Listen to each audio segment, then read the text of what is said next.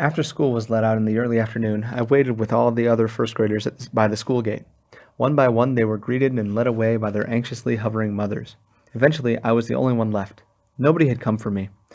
The metal gate slowly clanged shut behind me as I watched my classmates disperse, each clutching her mother's hand and eagerly recounting the adventures of her first day at school. After a long time, I peered through a crack into the deserted playground. Not a person was in sight. Cautiously, I pushed against the massive iron gate. It was firmly locked. Trembling with fear, I realized nobody was coming to pick me up. Too embarrassed to knock or draw attention to myself, I walked out tentatively into the Shanghai streets. Surely, if I tried hard enough, I would remember the way home. It was a beautiful sunny afternoon. At first, I wandered along the wide, straight road lined with tall, leafy trees. Motor cars, trams, rickshaws, pedicabs, and bicycles whizzed by.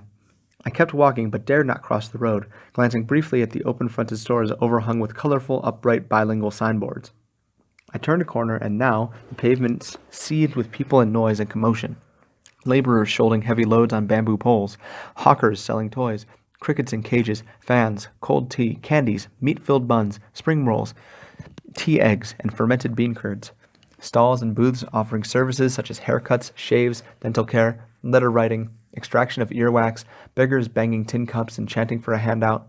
Except for me, everyone was striding along purposefully, going somewhere. Everyone had a destination. I must have walked for miles and miles, but where was I? Should I enter a shop and ask for directions? But I didn't know my home address. What should I say? Should I approach that kindly old storekeeper smiling at me from the doorway of his antique shop and tell him, "Please, sir, I want to go home"? But where was my home? I walked past a bustling, brightly lit dim sum shop. Such a wonderful aroma was wafting through the door. Through the plate glass window, I saw roast ducks, soya sauce chickens, and hunks of glistening meat hanging from hooks.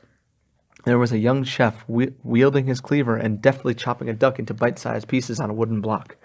Wouldn't it be heavenly to be given a slice of meat? But that might be too much to hope for. I would be quite content with a piece of bone to chew on. As I salivated, I imagined the taste of food sliding down my throat. Breakfast seemed such a long time ago.